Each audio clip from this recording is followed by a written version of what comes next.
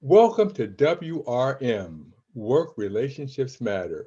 I'm your host, the Edward Jones, a certified life coach and host of this podcast. My motto, relationships work for those who work on them. My guest is Arlene Malinowski. She's a writing coach, actor, artist, deaf and disability activist, former administrator turned entrepreneur. She is here today to share her thoughts and experiences that will be beneficial to you. Welcome, Arlene. Hey, my friend, so happy to see you. It's great. It's great to see. It's been a while, but you have done so many things and you're multi-talented, so it's understandable. The thing that I look at with all the things that you've done is that I always like to start at the beginning. You've gone to those mixers where you have your name tag on and somebody looks at it and maybe you've got what you do on it, but if they don't, they ask you, what do you do? But for me, I like to start with learning more about who you are before we get into that. So, Arlene, how did it all begin? What were people or events that influenced you when you were young that may have informed your future? So, how did it all begin? I think first of all, hello, we should, full disclosure, you and I worked together back in the 80s when, my hair was focused on one simple concept, volume, and you had hair. Absolutely. People don't know that. My kids say they wouldn't even recognize me with hair. They don't even want me to have it. So full disclosure, you and I worked together for many years and absolutely enjoyed each other. And I learned so much from you. And you challenged me in ways that made me really reevaluate where I wanted to be in the world. So I think that the first thing where it all started is this. I was born a hearing child in a deaf family. And that informed every single thing that has happened in my life for the last 63 years. Being the oldest, being the interpreter, understanding oppression, rising to the challenge, being an interpreter when you're, 7, 8, 10 years old, my parents really challenged me to look at adults in the eye. My parents trusted my opinion, so I felt big within myself. So I think for me, that was the thing that most influenced me. And my father and mother always taught me to be smart, taught me that I was smart, and so I became smart.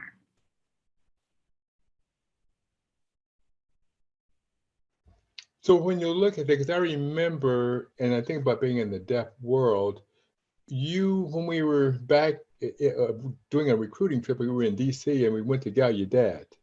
Um, and it was an interesting thing to be at a school or an environment where everyone is deaf.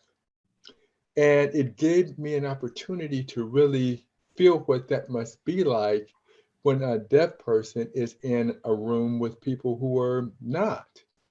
It was going through trying to communicate all those things in a silent world was really, I don't say it was life changing, but it was a very, very, I'd say, impactful experience. And to grow up in that environment, that obviously taught you had to learn how to do those things early. So when you said your parents wanted you to be smart, to be assertive, and all those things like that. So what was it? What did they teach you? Because they had to go through a lot of stuff themselves. So they taught you how to be stronger because of their experience. Would you say that was the case? They taught me to be smart because of the experience, but more than that, I needed to rise to a level to be able to help bridge the world between the hearing and the deaf world. You have to understand that this was, back in the 60s when there Mhm. was no such thing as interpreters, Oh, I and see. And so the people that were in deaf people's orbit became that for them. And I also think that one of the things that I saw really clearly was that if you were in an environment where you were seen and heard, that you grew because of that. My Right. parents were one thing when they were out in the world. They were entirely a different thing when they were in their deaf community. And I think that I have internalized, and in my life, particularly in my work life of all different kinds, that a sense of belonging and a sense that you matter and that you are seen is really critical. And No, yes, I remember that Gallaudet trip. right. And it was like you were like, oh my God, there's so much noise. I thought it would be quiet.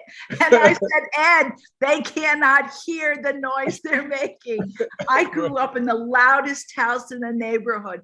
Cabinets were banging. They didn't know when the TV was on too loud. That was a wonderful trip, if I remember correctly. Right. Yeah, and the thing of it is, I remember going deep into the campus and trying to figure out how do I get back to the front? And it was hard to communicate. And thinking, my goodness, this is all these people here, and I'm just lost because not being able to communicate. It's one thing, but it creates and helps empathy.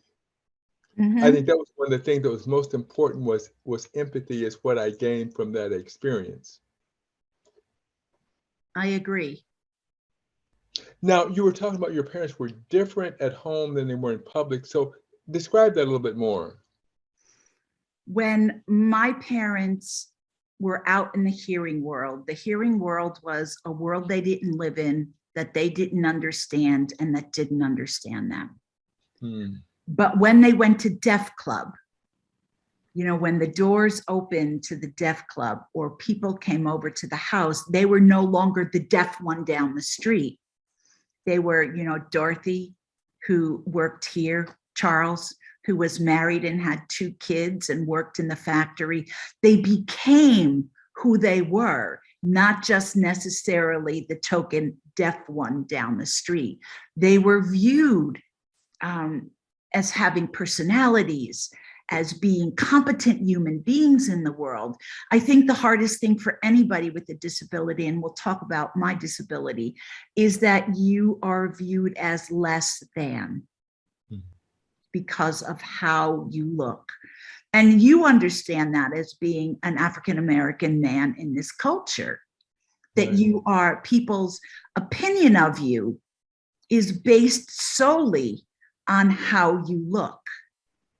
And I think that's an interesting thing to start dissecting. I mean, the culture has a long way to go. Right, and doing that. So the thing that that I look at when you grew up and then you did, well, one of the things I'd mentioned too about the workplace situation. When I was at Southern Illinois, I used to do those, rah-rah speeches for the staff. And there was a young man who was working in the facilities area. And I, try to do these little rah-rah pep talk type stuff and, get everybody excited. And you turn to talk to different parts of the room and he would miss what I was saying. And that would frustrate him because he really wanted to be able to read the lips. Right. And so his boss told me, he said, he's having trouble when you turn to talk to another part of the room, he can't read your lips, and that frustrates him. And again, that was another moment to enhance my empathy because, like you said, when there are what appear to be somewhat hidden disabilities, you don't think about it, but it's something that I learned to be more sensitive to. Right. Absolutely. And the great thing is that that you taught me about how to be empathetic. Unless we show people how some behaviors are impacting them, we don't learn. We don't learn. I think that underrepresented minority voices need to be heard. And unfortunately, we need to be the ones that are doing the teaching. But the minority culture always understands the majority culture, but the majority culture doesn't always understand the minority culture. And we need to be the ones that educate. Right. And there's one thing that I have what I call, I'm working on a signature talk. And the signature talk is everybody's got something. And it went through the process. Robin Roberts had breast cancer, Good Morning America. Oh, right. And when people were talking, you've got this and whatever. And, she was like, everybody's got something. Everybody's got something that they've got to deal with. And, I'm going to deal with this. And that's how we looked at it. The one thing that I have is, I have never had 20/20 vision. And it's one of those things that you look at, what would it be like to have that? But because of the culture and the masculinity, you never want to show weakness. So therefore, that becomes a thing, and you think everybody's dealing with something somewhere along the line. It's part where you want the majority to do the education, but sometimes it's like you have to be vulnerable and seek help and support. Agreed. So became a thing that we looked at. So with that backdrop, let's go into when you started going to school, started looking at your career, et cetera, because when I listed all those things that you've done, my goodness, you've lived 4 or 5 lifetimes. I have, and I've been so lucky. Right. So the thing that I go to, obviously, the movie where you come in is when I see you, and I think it was Oshkosh, wasn't it? Yes. And I was thinking about it. I said, I had a cold and I was under medication. And I was so excited about you because when I had area coordinators, I had to have what I call anchors, people who would, everybody doesn't have equal ability. Some people are stronger leaders than others. And I said, this person is an anchor. So I really want this person. But because I was under the influence of Benadryl or whatever it was like that, you didn't think I was excited about you. I know. I remember you saying, I don't think he thinks that much of me. I'm thinking, my goodness, I thought the world of her. So I don't know if you remember that or not. I do. And I do every now and again, I would just see you do this. And I thought, oh, Arlene, this is not happening for you. You put a man whose only job that day was to interview you, and you put him to sleep. You put him to sleep. No, but that's where it started for me with you, and that, and in terms of the career and things like that. So how did you get into housing? What was your path there? My path was this. I had graduated from when I was in college, I was an RA. Mm-hmm. I was the perfect RA. I loved the job. It was a perfect fit for who I was. I graduated from school, college, the College of New Jersey, and began teaching. I taught for 2.5 years, special education with kids who had disabilities. And then after 2.5 years, I realized, oh, you know what? You need a different kind of education. So I went to Northern Illinois University, which has a degree in counseling, particularly counseling with people who are deaf and disabled. And so I did that. And of course, when I was there, I was a grad assistant. I ran a hall. And that's where I met my husband. Mm-hmm. And I realized, I want to stay in this student affairs world, connecting with students, creating the foundation for students to go into their professional life felt really good to me. So I applied for jobs. Ed Jones fell asleep during my interview. He hired me anyway, You called me on a Saturday morning at 8 p.m., 8 a.m. Right. Like of course I'm on duty. So I like grabbed for the phone and I was offered a job. I think I said yes, even before I really said, I'll think about it. Right. And, I felt really lucky to be there. It was a good program with a lot of really positive, exciting people. And I felt like I was in the middle of something exciting. Mm-hmm. So that's where I went into the student affairs. And once I left Illinois State, I had gotten to the point where there was really no other place for me to go upwards, mobility wise. I went to UCLA to get the doctorate and also to dabble in my artistic and creative side. There had always been a creative component, to my life. I wrote my first play when I was 11. I was the one, if you remember, on staff, always said, let's do a skit. Mm-hmm. Right. Let's do a skit, okay? And I had put all that down because when you're first generation college, you don't go for a writing degree. You don't go for an acting degree. You go for something where you know is going to be economically sound. Mm-hmm. And when I went to LA, I had a chance to explore those parts of my life, which were really exciting. And when I left UCLA, I did a lot of training and development all around the country, you being one of them. And you hired me so kindly, where I was allowed to do a certain amount of consulting work and also have time to devote to this other passion. And that's how it started.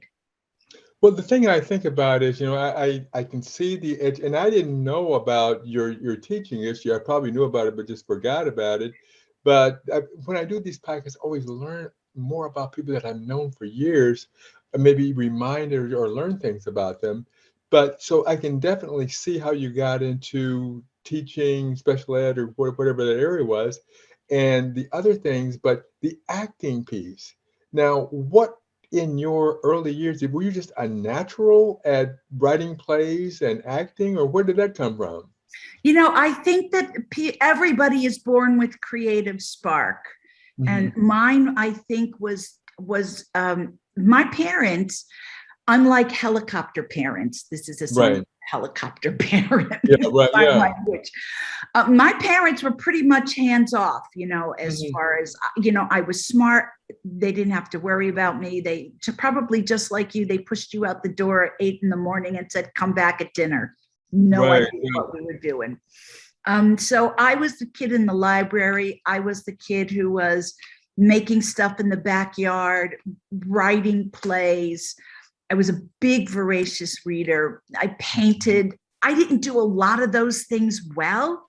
Okay. But I really enjoyed the process of creating. And the creation part of it is putting your story into a piece of art. When I started with the acting and the writing, one of the first things I did was I got up on a stage and started talking about the one thing I knew best, which was about my family. And that you didn't get nervous? Oh, I'm always nervous. I'm nervous when I get on a stage now. Okay. But you and I have done presentations together. Right. You kind of high five each other and you go, okay, we're on. Right. We're on. So I got on a stage, I started telling stories about my family, and that became in acting, you say other people's words. Right. Which I liked. It was very exciting. I got a lot of like, oh, look, you're on TV, it's a big deal. But the reality was me standing in front of a group of people doing a play that I had written. And what I do is autobiographical autobiographical work that is rooted in a mission work around a cultural identity. Well, now, there's so many So, ways we can go with you, but let's talk a little about your one-woman show, because that's I've seen it on Facebook and other places. So, like I say, let's go there. There's other areas you want to go, but I want to learn more about that part of you. so I thought I feel like it's important for me to talk about the big world Okay. through the little project, and questions about our body and how we function inside and outside of our body is really interesting to me. It's what the conversations that I want to have about with audiences. You know, our culture has a very finite and small space in which people are, they're measured according to this perfect standard. And when you Okay. move outside of that standard, you experience the world in a different way. Are you talking about So body image or what in particular? all kinds of things. Most of Okay. my work is around the issues of disability. And so Okay. I have I have something called the Disability Trilogy, which has just become a disability quartet. I've got a new one on the way. And the first play is called What Does the Sun Sound Like? Best title ever. And it was based on a question my father asked me when I was young. What does the sun sound like? Because when it hits the sidewalk. Okay. Because we will say the sun hits the sidewalk and it has a sound. What does that sound like? So the first play is about me growing up in a deaf family and recognizing that I am the bridge. So that was one kind of deafness and disability. The second play is called Aiming for Sainthood. Best title ever. And it was about what happens to a family when there is a catastrophic illness in the family and how the family constellation changes. And it had to do with communication. My mother had been diagnosed with cancer, and what happens to the world of your family when something like that happens. So that was that disability thing. And then the third piece that I wrote most recently is called A Little Bit Not Normal. And that play deals with my mental illness and how I navigated the world with it and because of it and in spite of it. And then, so that's the one that I'm working on getting out into the world, starting to tour with. Unfortunately, COVID has prevented that. But one of the great things about all of my plays, but particularly this one, doing the play and then having talkback sessions, and then having people come up to me later very quietly saying,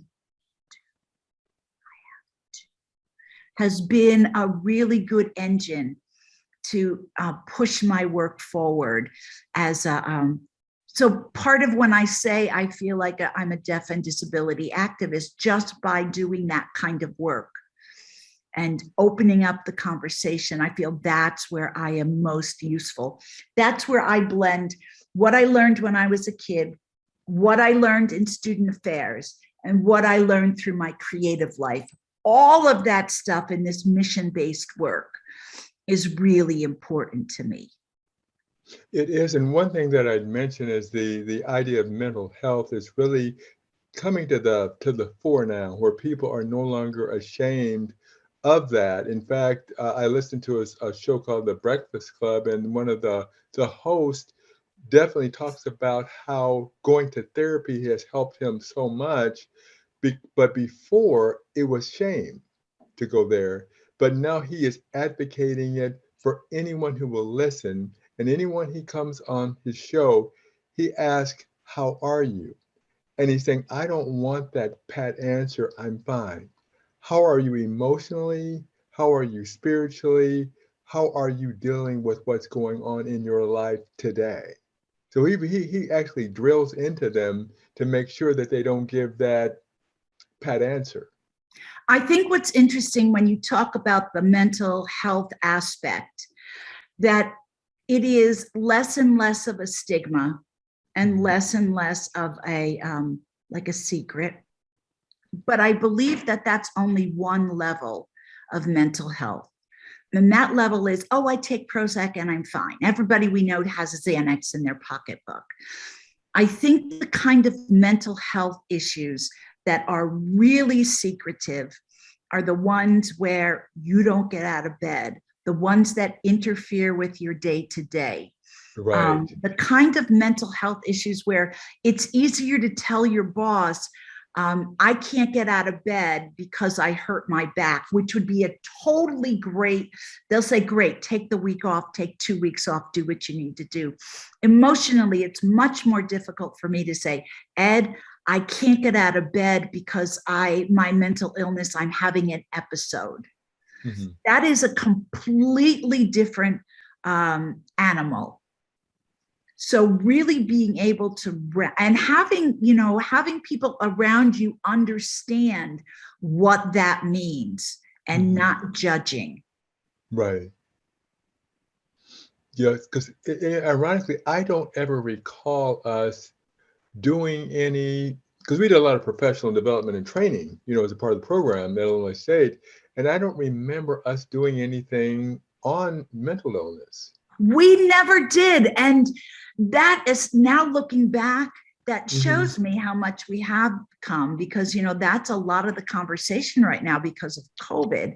Our students having real anxiety and mental health issues connected to having to learn here and being nervous because of COVID. And, if your brain doesn't make happy drugs during the good times, boy, it's really not going to make happy drugs during the difficult times. Right, absolutely. Now, Arlene, you were an excellent administrator. I think you're one of the most dynamic people that we had in terms of covering all the bases. What would you tell a leader, manager who had a person who was dealing with a mental illness in general, or maybe a particular episode? What kind of guidance would you give them, having been on the other side? I think, and this goes for any kind of supervision or teaching, or that to be able to look at someone in the eye and to be able to say, tell me about that. Number two, you are safe. Number three, I see you. I see you. And to really, that you will not be judged, because the quality of my work may or may not be affected by it. And knowing that someone is on my side, helping me through the difficult parts is going to be critical. But I also recognize that there are a lot of people who will never tell their boss.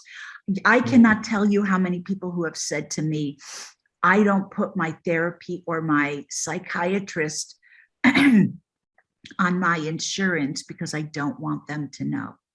Right. Yeah, because there are people who would definitely use that against him. There was a person that was running for vice president back in maybe the 80s or 90s or whatever, and there was something about mental health in his background or whatever, and that really hurt him politically. And I still and I think in many, many places that would not be an acceptable conversation to have. Right. But, also being open enough with your staff for them to know that you are a safe harbor, where you are a safe harbor. And I think that a lot of leaders do not communicate that I am here to help you do the best job possible. I am a safe harbor. And again, we're going back to empathy. And I look at my definition of empathy is to see through the eyes, hear through the ears, and feel the world as others feel it. Right. And that takes a degree of the pause because I look at a transformational thing because I'm an extrovert, you're an extrovert, and the thing that I had to learn was to pause and to breathe and to really, really listen, especially when you're busy and you got so many things going. It's hard to make, it was hard for me to make that break. But I really learned how to do that. And especially for me was after a major illness. I guess it created a greater degree of empathy because of what people showed me. Right. I think that whatever success I had as a leader, whatever success I have now as a teacher, helping people find their voice, because that's what I do. I help people find their voice through writing and performing. I think whatever success I have is because I see people. Mm-hmm. I see people and I also tell them what they're doing right.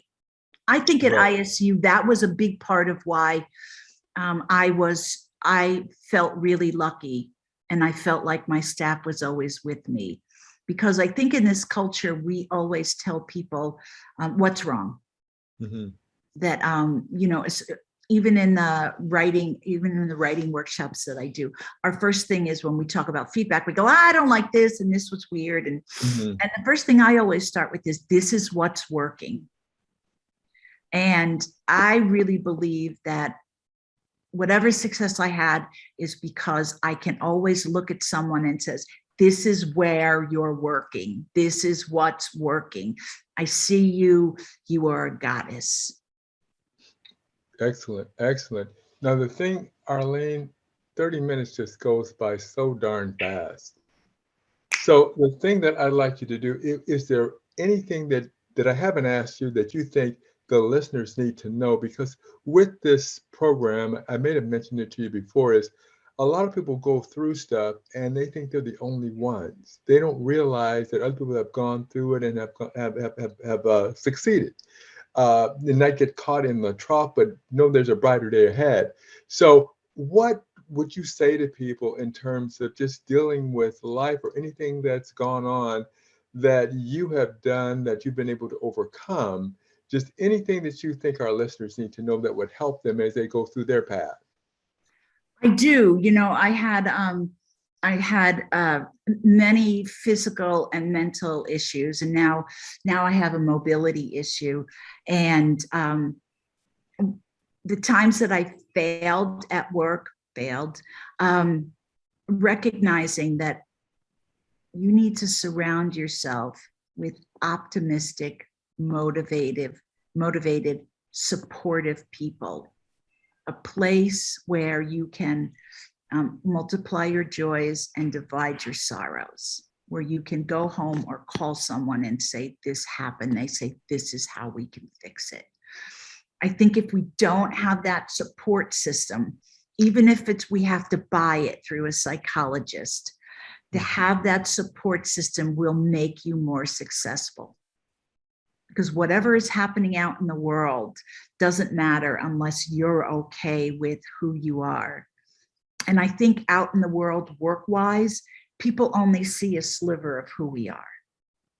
And being surrounded by optimistic, motivated, loving people will help you through anything. And you know this, when you were not well, being surrounded by people who would hold you to your highest self, literally hold you to your highest self, that's what makes us successful. And that's And great. Yeah. when we're losing in life, health, whatever, work, that's when you'll find the people run away. And so really, you know, having people in your corner and knowing that they will be there when you're losing, that's when you really need those people. And that's when you know who your true friends are. Yes. And you really do. I mean, you know, that's such a cliche, but it's absolutely not. You know, we had my parents living with us. My father just recently passed. They were both in the hospice. They had Alzheimer's. My father was 98 years old. And, you know, we taking care of them was, you know, 100% job. It was, you know, we're going to go into this like Braveheart. Well, because especially because of COVID, we weren't out, we really insulated ourselves. I saw that we only had 2 or 3 people that kept on reaching out and saying, how are you? Let me bring you some food. Let me, you know, they would send me a funny story. We had 3 people, 3 little pods of people, 2 of which I made when we were at Illinois State. People who really stood by us. And you really do find out who your friends are. And if you don't have them, then pay for your friends. Right, right. Well, that's great advice, Arlene. And in part, and you've done so many things. We weren't able to cover all the titles that I talked about when I introduced you. But if people want to learn, maybe just get to know you better, or learn about the things that you're doing, how could they contact you? And what would is there a website where people can go to? Yes, it's arlenemalinowski.com. And a lot of the stuff that you will see there is about writing and telling your story. And, you know, one of the things I always say is that everyone has a story that will stop your heart, but people have stopped telling them because we've stopped listening. Oh And my goodness, so, that is great. and so, you know, the work that I do now, when you go on my website, you'll see that that's the kind of work that I'm doing now, is simply helping people find their voice and to tell their story. And thank Excellent. you for letting me tell my story. And thank you so much. Folks, you've been listening to WRM Work Relationships Matter. Again, I am your host, The Edward Jones, a certified life coach and host of this podcast. To learn more about my coaching business, go to www.prodestinycoaching.com. What I'd ask you to do is, I had a work quiz on there. I'd like you to take that quiz and let's have a conversation. And remember that work relationships work for those who work on them.